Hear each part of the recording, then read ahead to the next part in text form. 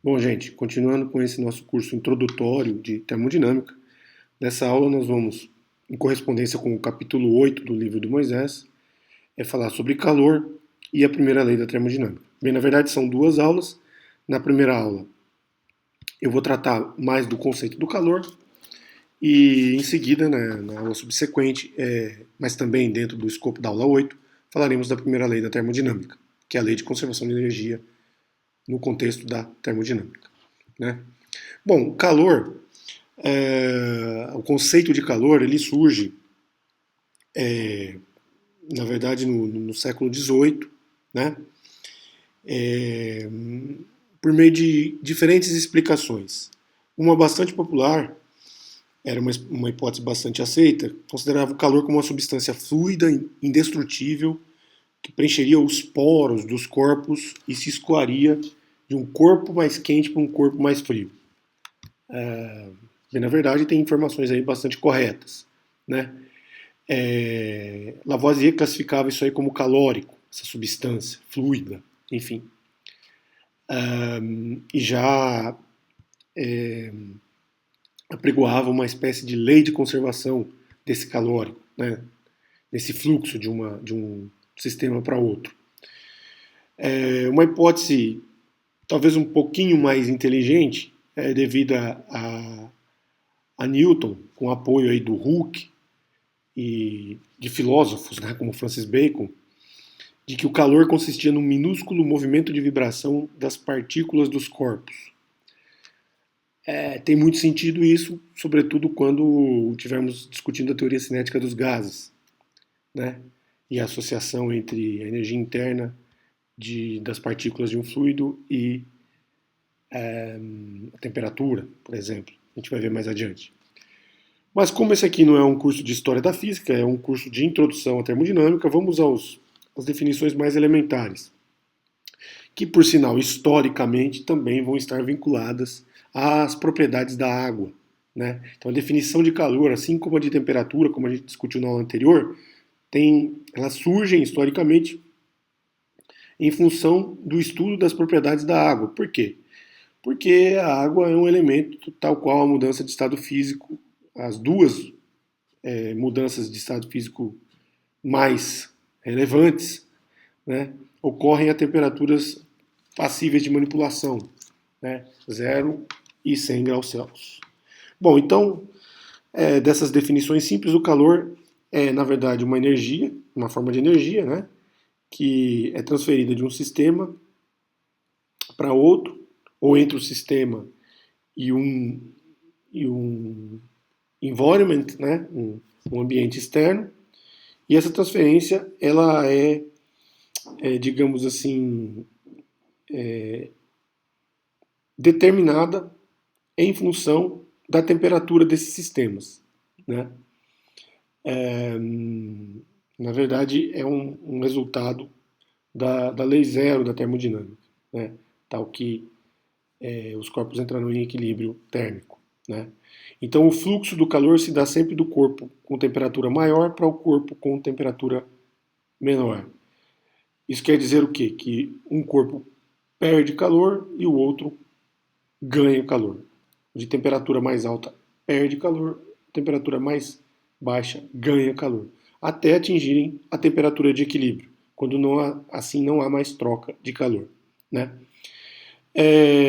Então, esse calor negativo se refere a um calor que está sendo subtraído de um sistema. O calor positivo se refere a um calor que está sendo absorvido por um sistema. Né? Aqui temos um sistema em verde escuro e o meio ambiente, que é o outro sistema, está em um verdinho mais claro. Né? É importante lembrar também que essa transferência de energia não precisa ser somente na forma de calor, ela pode ocorrer também na forma de trabalho. Na presença de uma força de atrito, por exemplo, a gente tem esses dois elementos. Né? A gente tem transferência de energia na forma de calor, os corpos acabam se aquecendo devido à ação de uma força de atrito, mas também eles também perdem energia cinética e acabam freando, então a gente tem o trabalho, né? A gente vai lembrar lá do teorema trabalho-energia, onde o trabalho é igual à variação, o trabalho realizado pela força é igual à variação da energia cinética. Mas vamos entender um pouquinho melhor então o que é o calor. Antes dos cientistas perceberem que calor é a energia transferida, o calor era medido em termos da habilidade de aumentar a temperatura da água. Então vejam como era importante a ideia de temperatura e como era importante a água nessa história toda, né? Então, uma caloria seria o calor necessário para aumentar 1 grama de água de 14,5 graus Celsius para 15,5 graus Celsius. Depois, mais adiante, quando tudo foi compreendido, né, percebeu-se que essa caloria, na verdade, era uma unidade de energia que corresponde a aproximadamente 4,2 joules. E uma coisa que está, vamos dizer, sistematizada, mas já se conhecia no século XIX, mas está sistematizada desde 1948. Né? Então, uma relação muito comum seria aquela que estabelece como que se dá uma variação de uma quantidade de calor em função de uma variação de uma quantidade de temperatura, né? E essencialmente isso é resumido pela expressão à direita, aí onde entra a capacidade térmica, que na verdade é uma constante de proporcionalidade fenomenológica, né? É empírica, vamos dizer assim, semi-empírica. Você mede a variação de temperatura, você de alguma forma identifica a variação da quantidade de calor que provocou essa variação de temperatura, e aí você traça uma curva e vai ter um coeficiente angular dessa curva que vai corresponder a variável C, que a gente chama de capacidade térmica. Então a capacidade térmica, tal que ΔQ igual a C vezes ΔT, ela na verdade é uma variável fenomenológica que serve para estabelecer a linearidade entre a variação de calor e a variação de temperatura. Se a gente explorar um pouquinho e tentar entender o que é capacidade térmica, a gente consegue, por exemplo, relacionar para fluidos, né? Sobretudo para fluidos, a mesma com a quantidade de massa do fluido envolvido. E aí com o equivalente calórico, que no caso da água seria 1, que é o chamado calor específico, né, que é esse C minúsculo. Então, no caso de um fluido, a gente pode reescrever a capacidade térmica como sendo C maiúsculo igual a C minúsculo vezes M. Né? O calor também vai aparecer nas mudanças de estado físico, tá? Não só nas variações de temperatura. Aqui uma coisa muito importante, as mudanças de estado físico ocorrem a uma temperatura fixa. Não é? Então, o que acontece na mudança de estado físico? A alteração do estado físico. Né? Então, ele vai ou do sólido para o líquido, ou do líquido para o sólido, ou então ou do líquido para o gasoso, ou do gasoso para o líquido. Mas nesse processo, tem uma massa envolvida. Então, a quantidade de calor necessária para alterar o estado físico de uma determinada quantidade de massa, ela varia. Se a massa é maior, a quantidade de calor segue proporcionalmente o valor da massa. Seja o calor dispendido ou o calor absorvido para que ocorra a mudança de estado físico.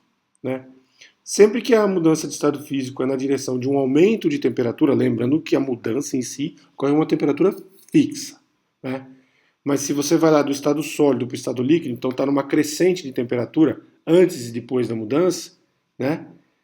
A quantidade de calor é absorvida para que a mudança ocorra. Se você está numa decrescente, ou seja, se você vai do líquido para o sólido, você está perdendo calor, está numa decrescente de temperatura antes ou depois da mudança, não durante a mudança, aí a quantidade de calor vai ser negativa, então o sistema vai estar perdendo calor. Tá? A gente vai falar dessas duas coisas, então, seja na mudança de estado físico, que onde a gente vai introduzir essa variável do calor latente, né? Ou seja no próprio processo de aquecimento em função da troca de calor, ou resfriamento, né, em função da troca de calor.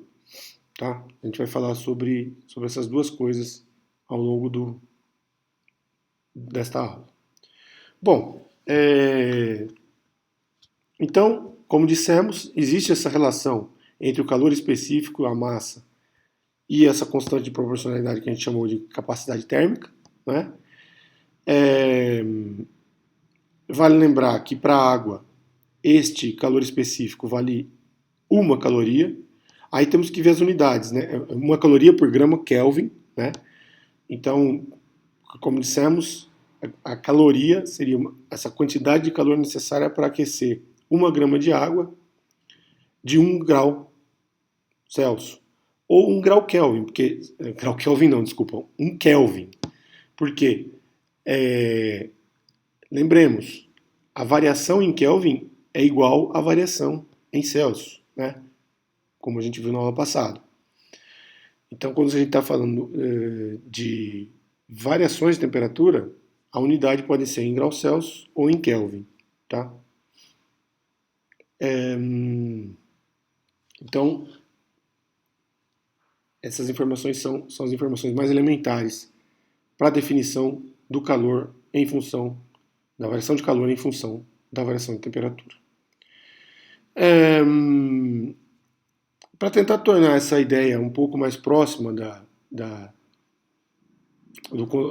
tornar o conceito de calor um pouco mais próximo do conceito de energia, a gente pode tentar averiguar de que forma o calor pode ser convertido em trabalho, ou, mais facilmente, de que forma o trabalho pode ser convertido em calor. Né? Então a gente tem essa experiência idealizada pelo Joule, em que o trabalho das pás sobre a água eleva a temperatura dessa. Quer dizer, é uma experiência que não é tão trivial de fazer, porque essa elevação de temperatura é bem difícil de se conseguir. Né? Então você solta um peso, ele vai sofrer a ação da força gravitacional, então vai ter um trabalho sendo realizado sobre esse peso, né, pela força gravitacional, e ao mesmo tempo ele vai estar sendo freado pelo atrito das pás dentro do balde d'água pela água. Né? E num recipiente que, não sei na altura, mas aproximadamente adiabático, então não permitiria a evasão de energia aí, né? Então toda a energia se manteria dentro do líquido e, portanto, ele acabaria sendo aquecido, né? Então a gente acaba obtendo ou interpretando esse resultado de aquecimento como um equivalente mecânico do calor. Não é? Os cálculos podem ser feitos nesse exemplozinho numérico. Né? Vocês podem repetir os cálculos conforme a conveniência de vocês. Né? O trabalho realizado pela força-peso é a massa do peso vezes a força, vezes a aceleração da gravidade, vezes o deslocamento, que vai ser de uma altura aí ΔY. A gente está supondo 2 metros, uma massa de 250 gramas, desculpa, uma massa de 500 gramas e para uma quantidade de água de 250 gramas. Né? Então o trabalho a ser realizado é a massa vezes G vezes ΔY, como está escrito aqui. Sempre as unidades têm que ser consistentes, né? Então se a gente está usando, vamos usar a unidade do sistema internacional, então a gente tem que converter caloria para joule, né? E a expressão para o calor seria então ΔT vezes M vezes C, a massa, M aí é, no caso, a massa da água,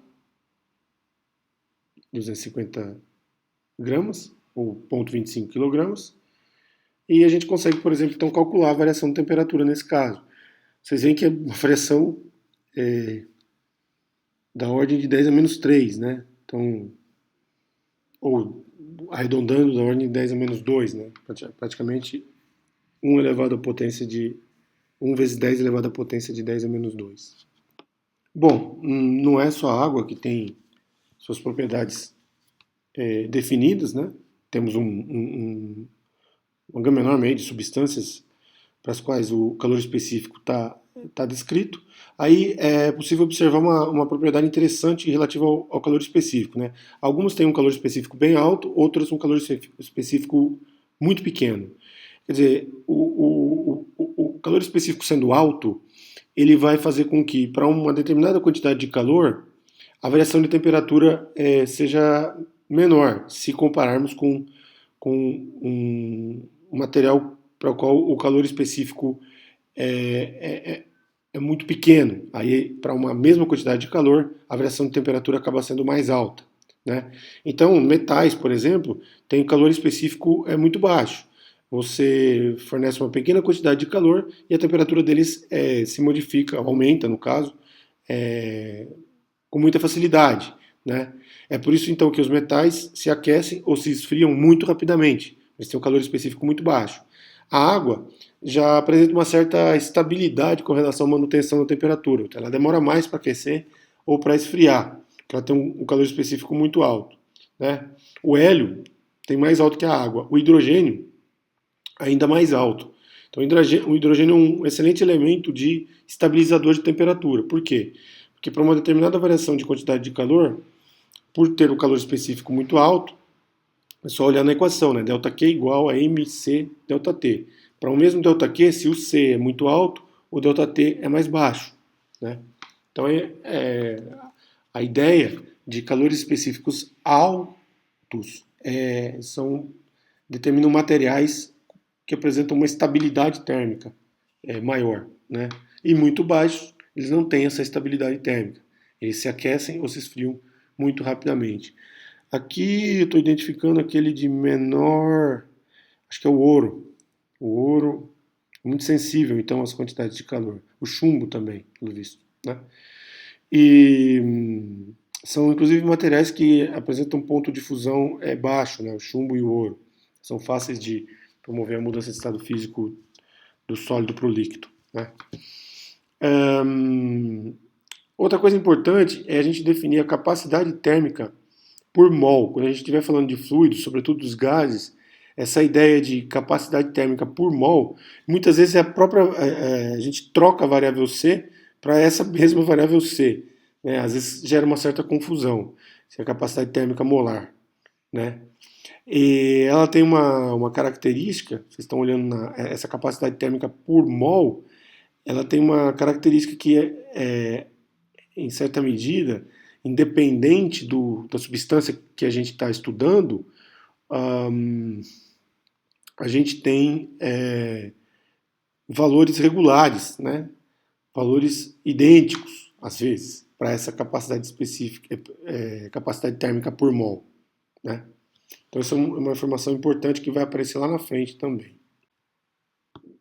Outra coisa relevante é que essa capacidade térmica ou o calor específico em si, ele pode não ser constante, ele pode depender da temperatura.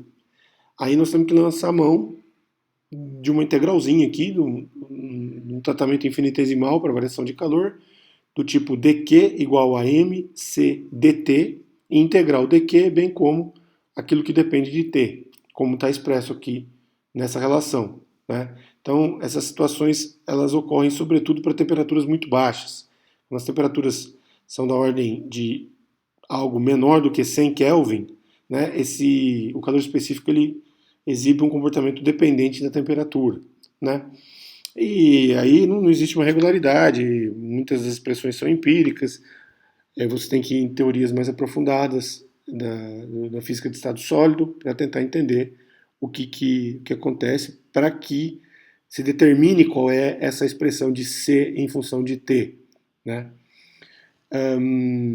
Então, esse seria o caso mais elaborado da expressão dessa relação entre calor e temperatura. Bom, como dissemos, tem o caso também das mudanças de estado físico. Né? As mudanças de estado físico, elas não pressupõem uma variação de temperatura, elas ocorrem em uma determinada temperatura. Né? E é um valor fixo, não é um intervalo de temperatura. O que acontece é que naquele valor, uma certa quantidade de massa vai mudando de estado físico. A questão é que se você tem uma substância, um corpo, não é, todos os átomos, todas as moléculas que compõem esse sistema, não chegam nessa temperatura de mudança todas ao mesmo tempo. Então, é um processo quase estático que acontece. Né? Um gelo derretendo, aquilo que virou líquido significa que aqueles átomos, aquela configuração de, de átomos da molécula H2O, ela chegou a uma temperatura de 0 graus Celsius. Mas aquilo que ainda não se transformou em líquido, né, no derretimento, significa que ainda não atingiu essa temperatura. É lógico que tem a questão da pressão também, como eu falei.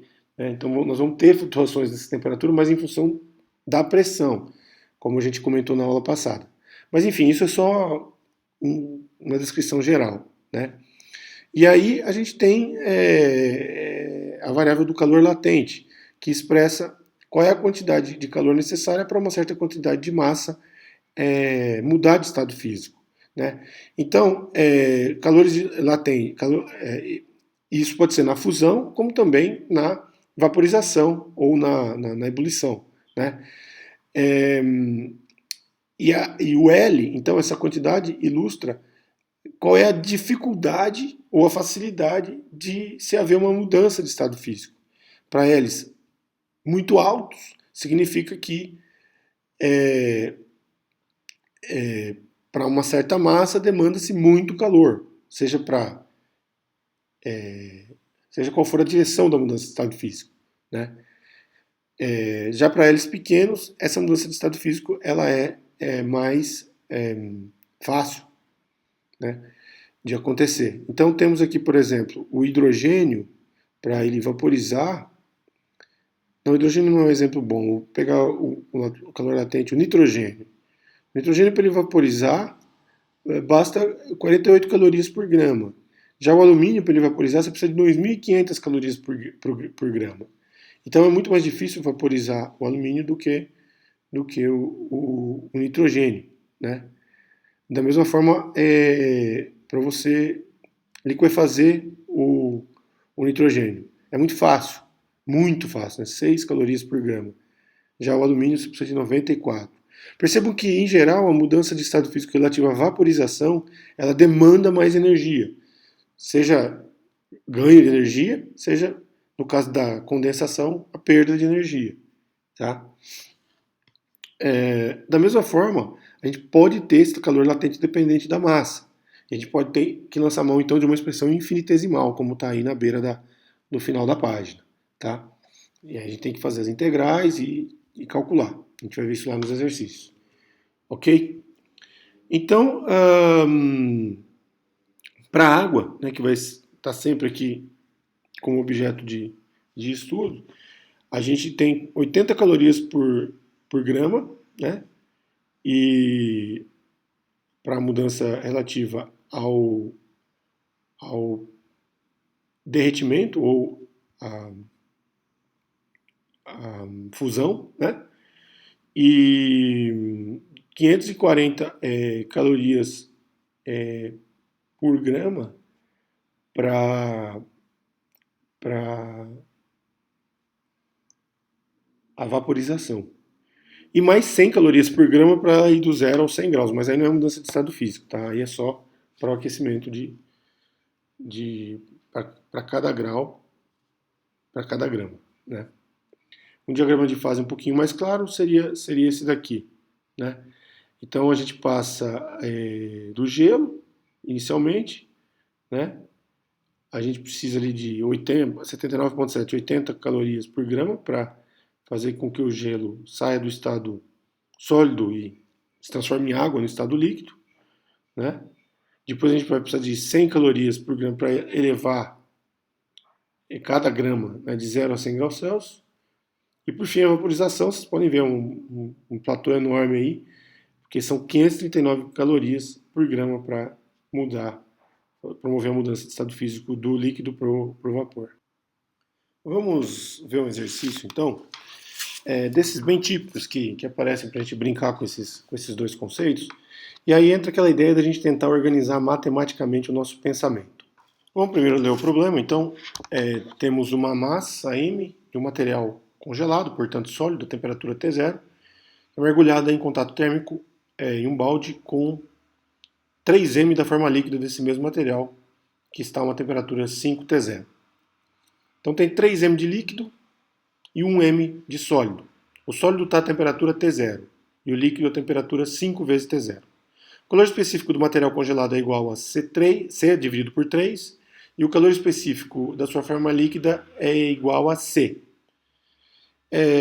E também o calor latente de fusão, ou de solidificação, é igual a 6 vezes C vezes T0. A temperatura de fusão é 2 vezes T0. Então, alguns detalhes aqui. São temperaturas aleatórias, né? Pode ser um material aleatório. Então, não é que tem que ser zero, negativa e tal, enfim. T0 é a temperatura do objeto, do material que está sólido. 2T0 é o ponto de fusão. E 5T0 é a temperatura do que está líquido. Né? E esse 6 vezes C vezes T0 para o calor latente, eu coloquei esse valor só para ter um ajuste correto de unidades. Né? Para que as unidades de calor fiquem consistentes.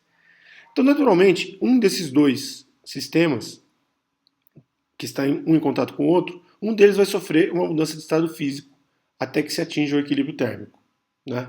Pode acontecer de uma parcela de um deles apenas sofrer uma mudança de estado físico. Se acontecer da temperatura de equilíbrio ser exatamente a temperatura de fusão. Quando, num problema desse tipo, a temperatura de equilíbrio é exatamente a temperatura de mudança de estado físico, quer dizer que um dos dois sistemas sofreu mudança de estado físico e o outro permaneceu como estava. Tá? Mas, em geral, né, é difícil acertar um problema com esses valores. Então, a maioria dos problemas desse tipo, a gente vai ter um sistema caminhando em direção à temperatura de fusão, o outro sistema também caminhando em direção à temperatura de fusão, só que o que chegar primeiro vai começar a sofrer mudança de estado físico, provavelmente ela vai ser completa, possivelmente, e aí ele se converteu no estado físico do outro sistema. E aí eles continuam caminhando em direção ao equilíbrio térmico, naquela forma de estado físico. Né? Então, o que acontece? A gente tem que analisar os dois sistemas, um de cada vez. E aí somar a quantidade de energia recebida por um sistema com a quantidade de energia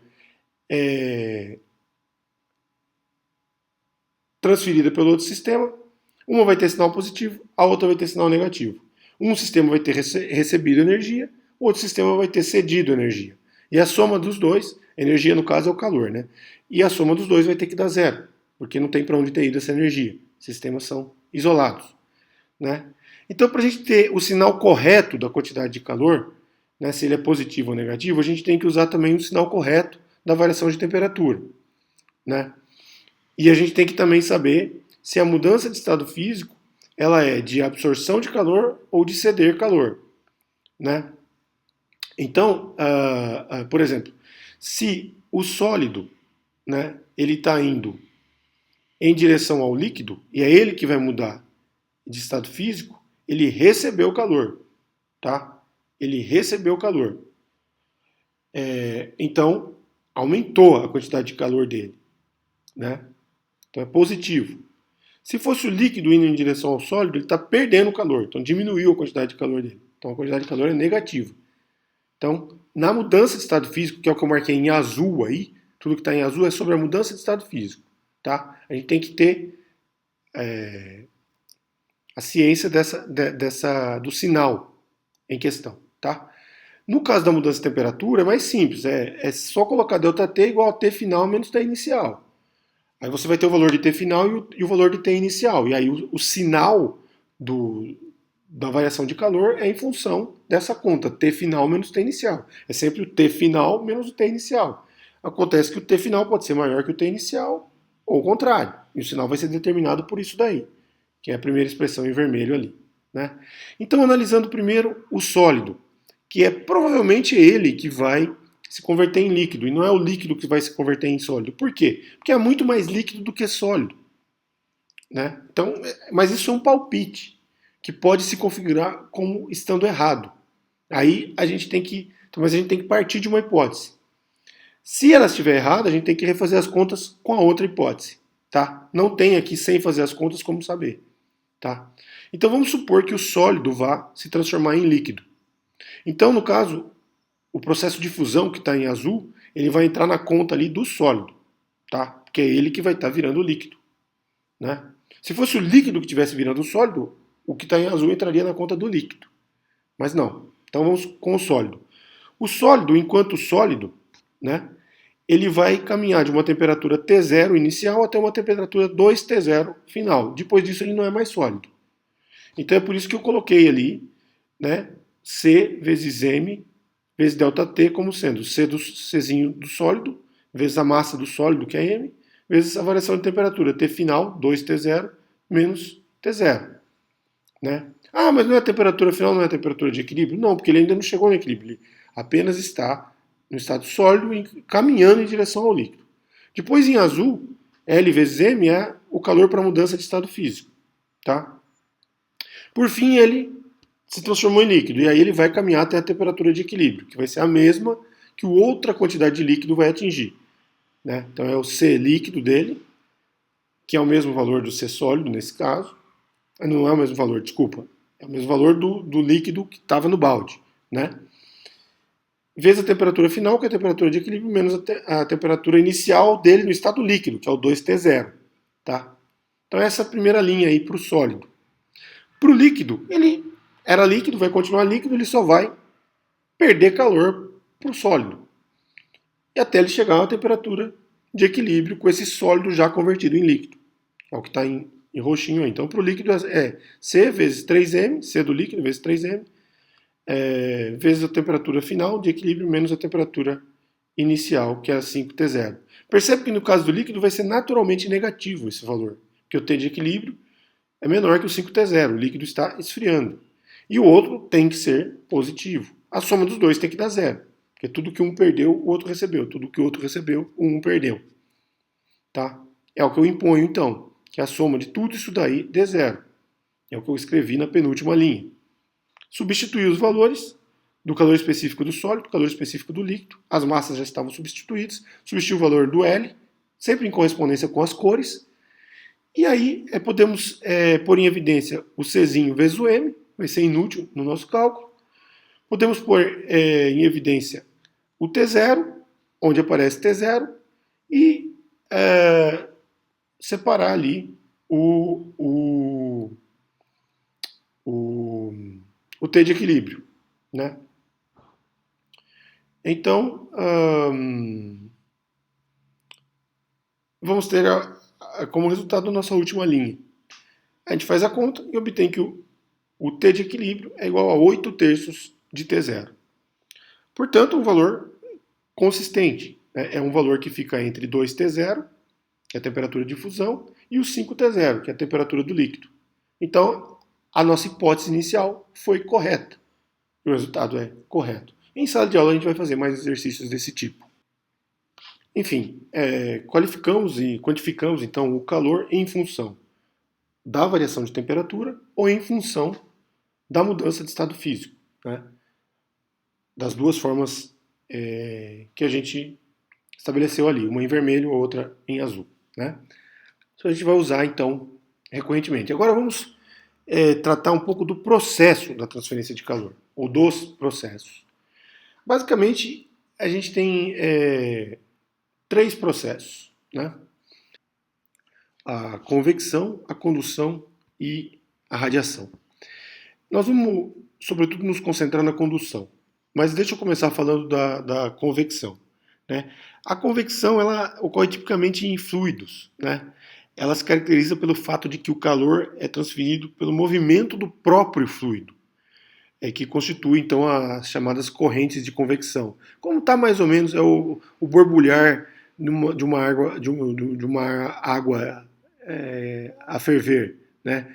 A gente consegue olhar, tem uma panela com uma boa quantidade de água fervendo, a, a, o calor subindo, o fluido, né, um movimento de fluido de baixo para cima na parte central e de cima para baixo na parte lateral, formando as correntes de convecção. Né? No sistema terrestre, né, nos oceanos, nas massas de ares, corresponde ao mecanismo de transmissão de calor mais frequente, mais importante. Só que ele é muito difícil de estudar, justamente por causa dessa inhomogeneidade dos fluidos, né? Tem um monte de variável aí. Geralmente a gente usa uma parametrização empírica, basicamente que estabelece aí uma relação linear com a temperatura do que está quente e do que está frio, né? E o fluxo de calor, né? A quantidade de calor que se propaga em função do tempo é proporcional a essa diferença de temperatura, né? Então, até por causa dessa dificuldade, a gente não vai estar abordando esse processo de forma significativa aqui no curso, tá? O outro, dependendo do sistema não tão significativo ou o mais significativo possível, se a gente falar em escala cosmológica, por exemplo, a radiação é o mecanismo de transferência de calor mais relevante, né? E ele também é bastante estudado. A gente tem, então, a gente vai falar um pouquinho mais da radiação, né? E esse fluxo de calor num processo de radiação, ele transcorre com uma proporção, não a variação linear da temperatura, mas a variação quártica da temperatura, né? Seria o corpo que está emitindo radiação, vai ter uma temperatura e o ambiente para o qual a radiação está sendo emitida tem outra temperatura. E o fluxo de calor se dá com T do corpo elevado à quarta menos T do ambiente elevado à quarta.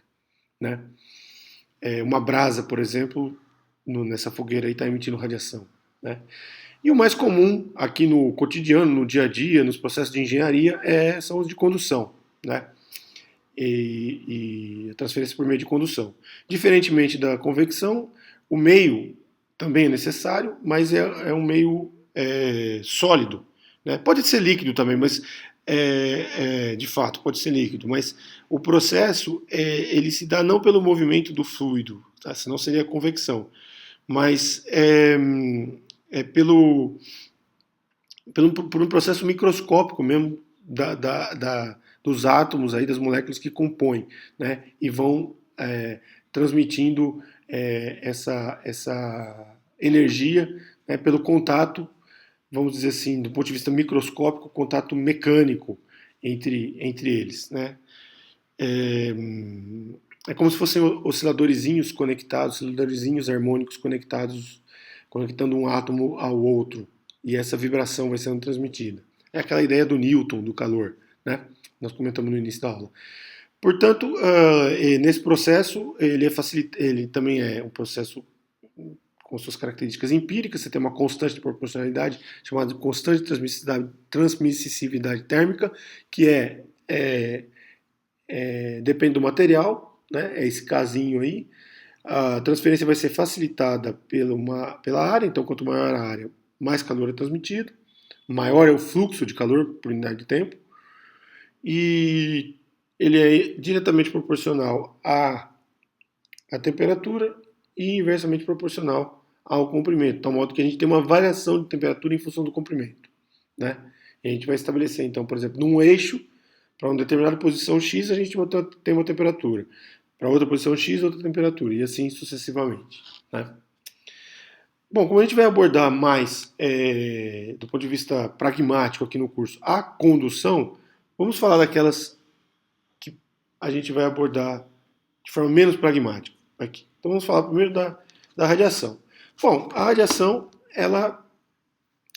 o calor transmitido na forma de radiação, ela é descrita quantitativamente pela lei de Stefan Boltzmann. Né? Então, se a gente lembrar que a gente está descrevendo um fluxo de calor por unidade de tempo, a gente está descrevendo um fluxo de energia por unidade de tempo. Energia por unidade de tempo, vocês vão bem lembrar que é uma potência. Né? Então a gente tem a potência emitida por um corpo e a potência absorvida. Né? Ele também está recebendo radiação. Então, ele emite radiação, recebe radiação. Né? Para resultar no aquecimento desse corpo, a potência absorvida tem que ser maior que a emitida, né? Então, nesse caso, a gente está considerando a potência absorvida do meio ambiente, né? E o próprio corpo emitindo uma certa quantidade de energia por tempo. E o resultado líquido, então, seria um subtraído do outro. Essa expressão para a radiação é descrita em função de uma constante, que é a constante de Stefan Boltzmann, esse sigma. Vai depender do potencial de emissividade do corpo, né? Que vai de 0 a 1. E, enfim, pode ser um corpo que não emita nada, enfim, coisas do gênero. E é uma quantidade amplamente considerada no estudo de propriedades dos corpos astrofísicos, do próprio planeta Terra, né? Como a gente está vendo aqui, a radiação líquida, né? Entre absorvida e emitida pela superfície do planeta Terra, né? Então, na região do Equador ela é muito maior do que na região das calotas polares. E aqui o mapa do universo, do experimento Planck, né? Então, você tem então esse mapa, na verdade, não é justamente um mapa de flutuações, né?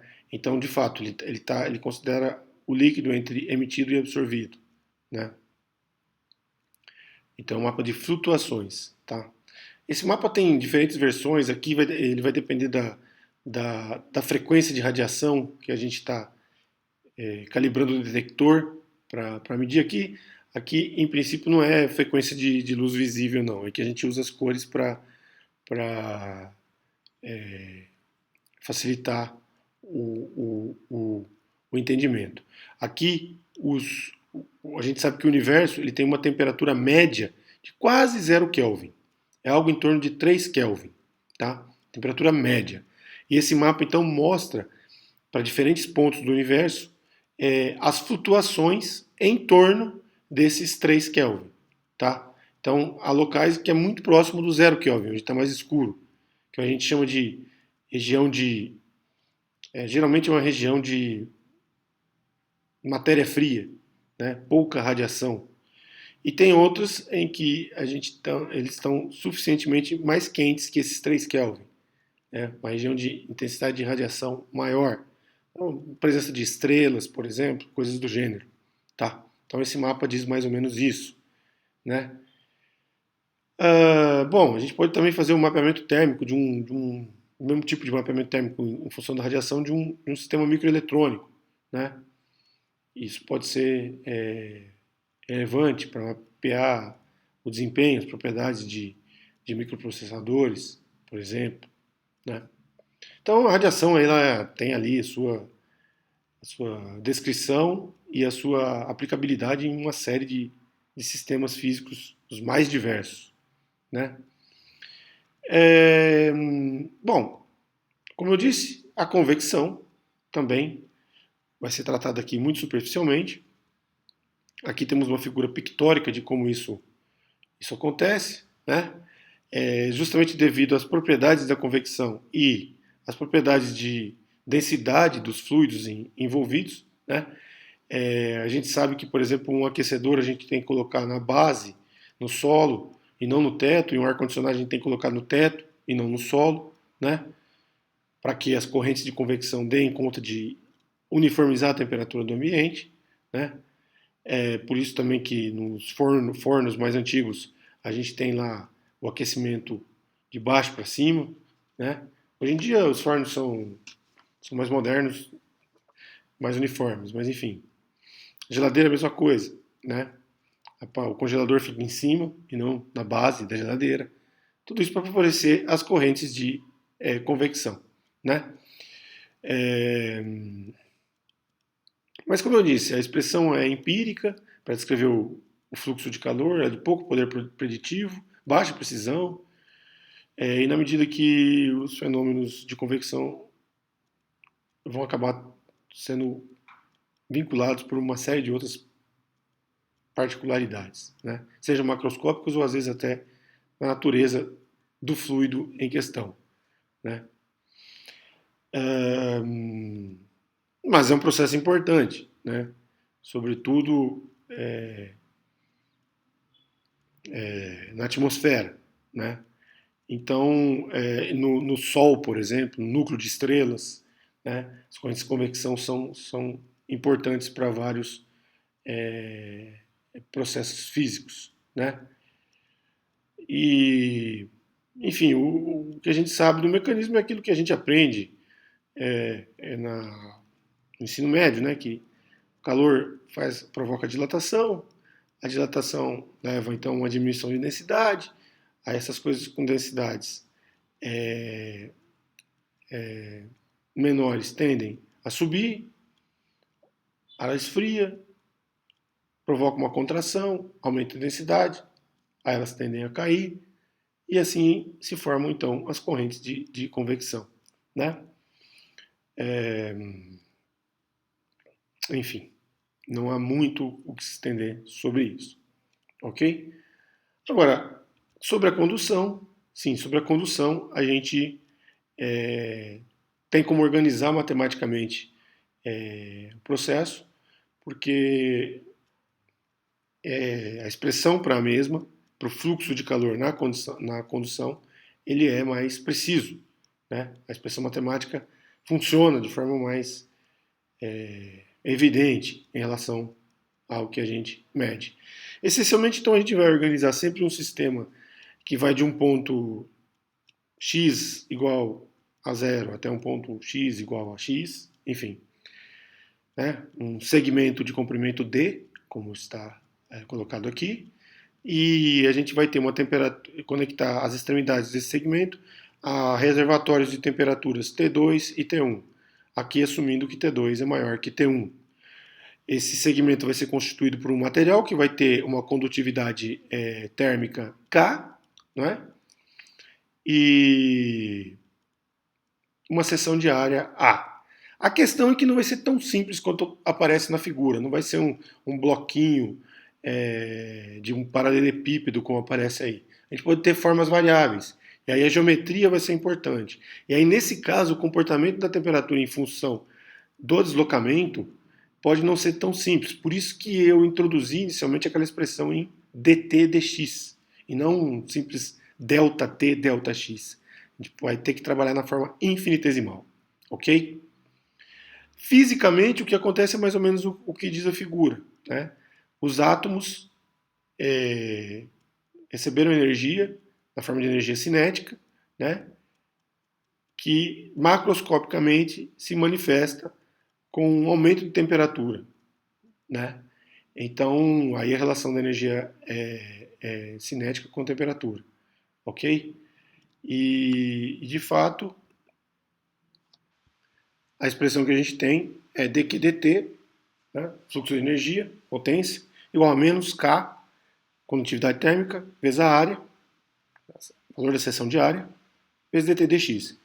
Eu deixei para introduzir o sinal de menos só aqui, que é importante falar dele, porque se a gente está falando de um sistema cuja geometria não é apenas unidimensional, esse dt dx ele pode ser substituído por um gradiente de t, né?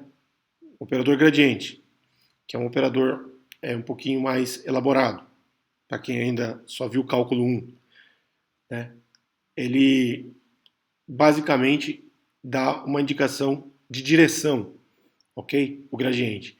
Então, o sinal de menos é para indicar que o fluxo de calor é oposto ao gradiente de temperatura, ou seja, é oposto ao sentido do crescimento da temperatura. Então, esse sinal de menos ele aparece para indicar essa oposição ao crescimento da temperatura, uma oposição à direção de crescimento da temperatura, tá? Então, nesse sentido, a gente vai usar essa expressão não só em problemas unidimensionais, mas em toda a sua generalidade de aplicação, tá? A única variável ali que depende do material em si é a condutividade térmica. Aqui tem uma lista de valores para a condutividade térmica, né? Que basicamente descreve então a facilidade com que se transfere ou não o calor em função de uma variação de temperatura. Quanto maior a condutividade térmica, maior a capacidade de transmitir calor para uma determinada variação de temperatura. Então, por exemplo, prata, cobre são excelentes transmissores de calor. Ar, madeira, pedra, não sei o que é ali, enfim, não, são péssimos condutores de calor. Tá? Vale, de fato, a comparação com condutividade elétrica. Né?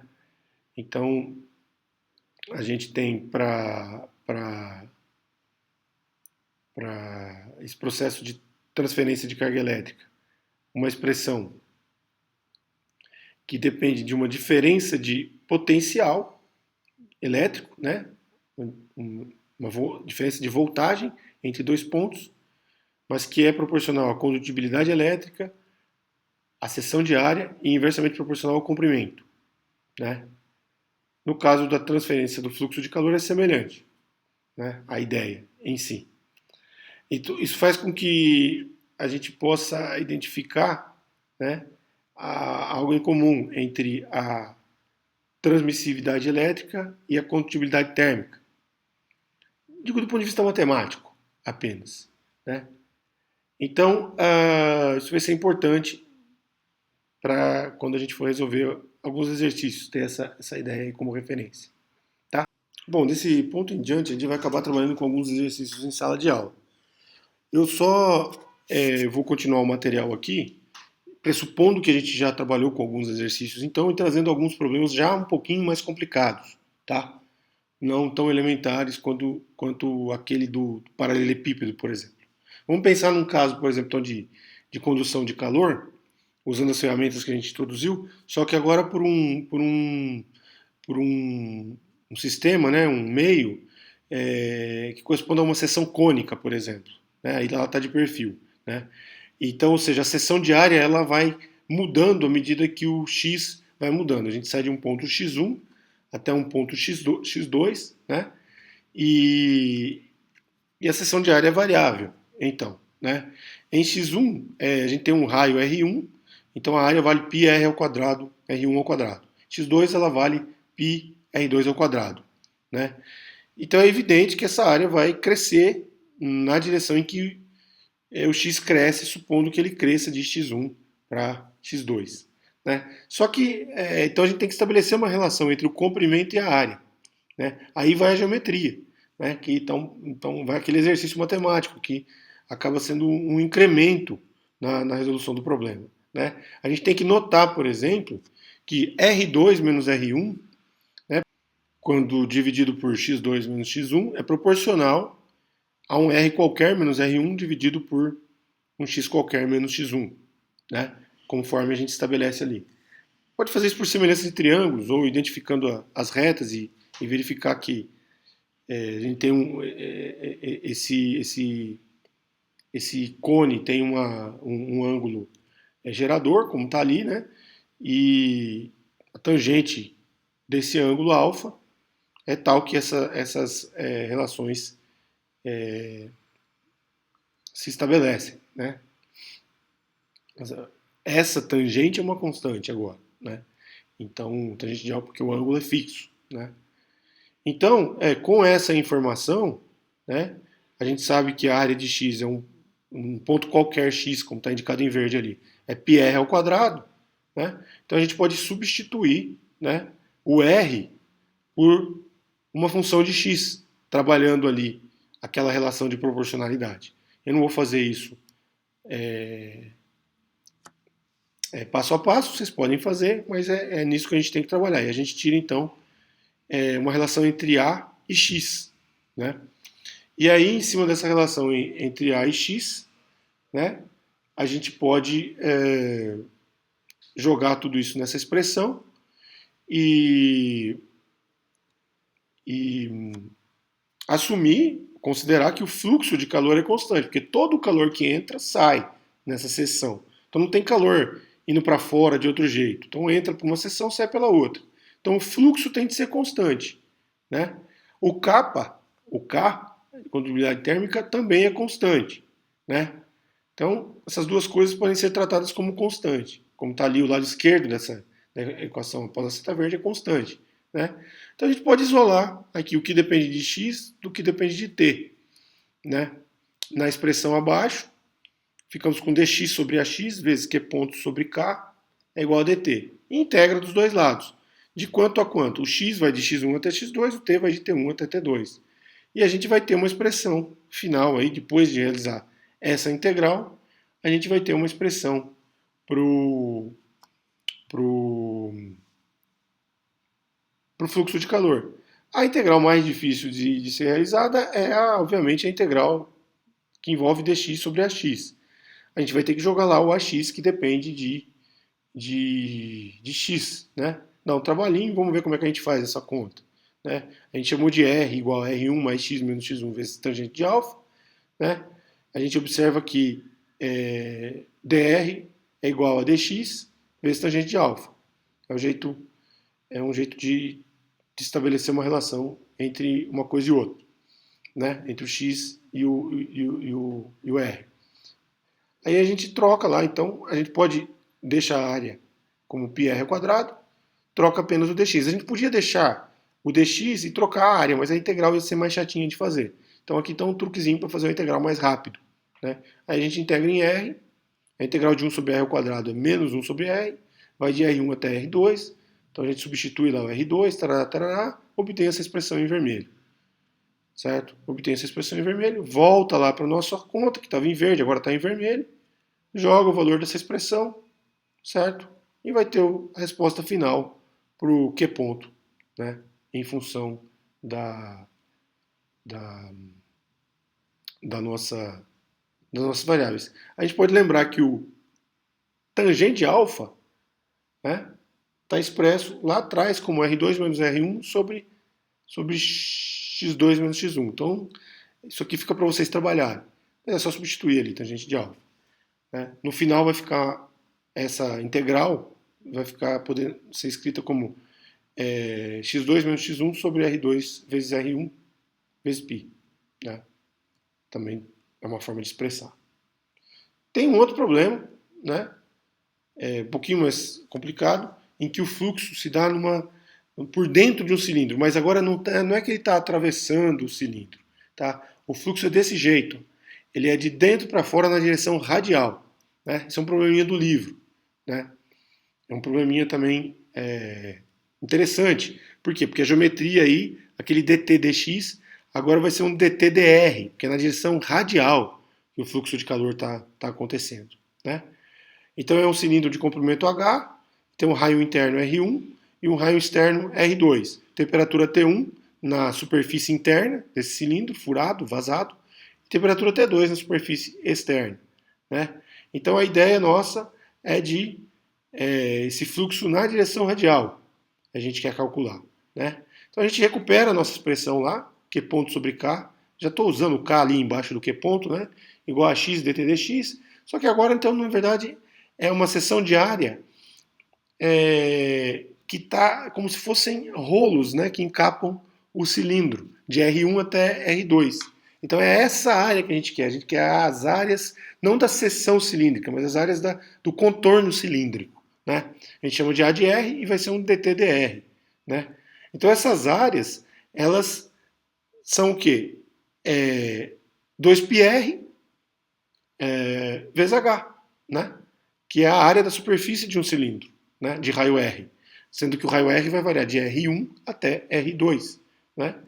E aí a gente vai fazer a mesma brincadeira. A gente vai substituir essa área ali, vai separar um lado o que tem R, do outro lado o que tem a temperatura, a integral que a gente vai ter que vai isolar, né? Vai fazer as duas integrais, como está escrito ali, na última expressão aqui embaixo. Então a gente tem que calcular aquilo ali, integral de R1 e R2, de dr sobre em dr sobre de 1 sobre a r em dr, né? E então, substituindo ali o AR, 2πRH, com R indo de R1 até R2, a gente tem como resolver a integral, vai dar um ln de R, de R2 de R1 até R2, que dá ln de R2 menos ln de R1, que dá ln de R2 sobre R1. Né? E a gente volta com esse resultado ali e consegue calcular o Q ponto. Né? Então, essencialmente, olhando de perfil, o fluxo de calor está acontecendo assim. Só que aqui não é o perfil do cilindro, aqui é o perfil de uma esfera. Né? Daí como é que seria da esfera? Né? É um outro problema do livro. Vocês vão usar a mesma ideia. Só que agora o fluxo é por cascas esféricas. Né? Então esse é um problema interessante a se fazer. Tá? A gente vai acabar fazendo em sala de aula, mas é bom vocês terem uma ideia aqui também. Tá bom? E o último problema é o mais icônico, é o mais comum, é o mais simples. Né? E é bem genérico. Eu trato ele aqui de forma bem genérica. Né? É quando a gente emenda diferentes materiais para formar um sistema de condução ali. Então aqui eu estou emendando o material preto, o material azul e o material verde. Né? Cada um deles tem comprimentos 3L, 2L e 1L, respectivamente. Cada um deles tem condutividade térmica K, 2K e 4K, respectivamente. E cada um deles está conectado um ao outro, sendo que a temperatura mais alta é T0 e a temperatura mais baixa é T3. Né? Então,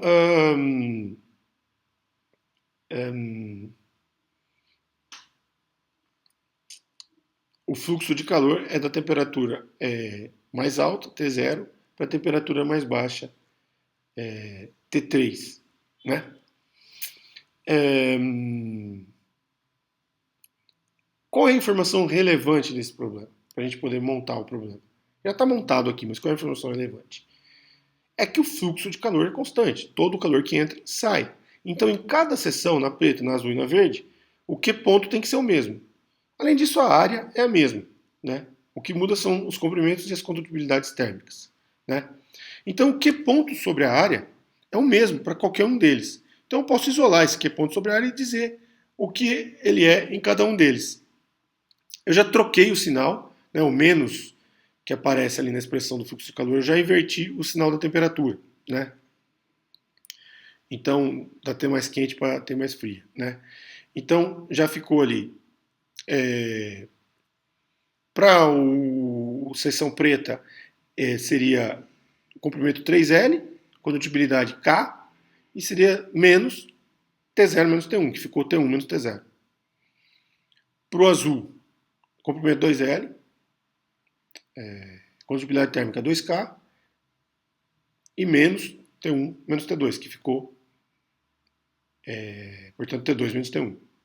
E a mesma coisa para o verde. Estão ali montados. Com essa informação, então eu tenho agora já bem estabelecido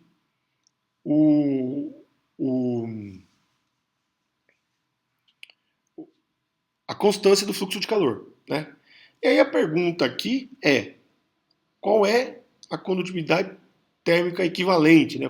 Condutividade térmica K total. Seria aquela que se eu estivesse enxergando tudo isso como uma única barra, cujas temperaturas extremas fossem T0 e T3, né? Sendo T0 maior que T3. Então a expressão geral para esse processo de condução seria dado por esse K total, que é o que eu quero encontrar, vezes T0 menos T3 com sinal de menos, que fica T3 menos T0, né? E dividido pelo comprimento total, que é a soma dos comprimentos, que dá 6L. Né? Então, com essa informação, eu consigo identificar o K total se eu observar a relação entre as temperaturas. Aqui que é o pulo do gato desse problema. É observar a relação entre as temperaturas. Na verdade, só para vocês terem uma ideia, A forma genérica de um problema assim, em vez de 3 barras, vamos supor que a gente tivesse 20 barras, cada uma com uma propriedade, como eu escrevo aqui, né? Se a gente tivesse então 20 barras, né, ou S barras, enfim, o fluxo de uma barra para outra é sempre o mesmo, né? É sempre o mesmo. Portanto, eu posso construir essa relaçãozinha para cada comprimento, para cada variação de temperatura e para a componente total. A única coisa que eu tenho que notar é que a variação da temperatura total, né, como no caso do nosso problema, ela é a soma das variações das temperaturas de cada um dos segmentos que compõem essa barra total, né? Como está escrito aí, né?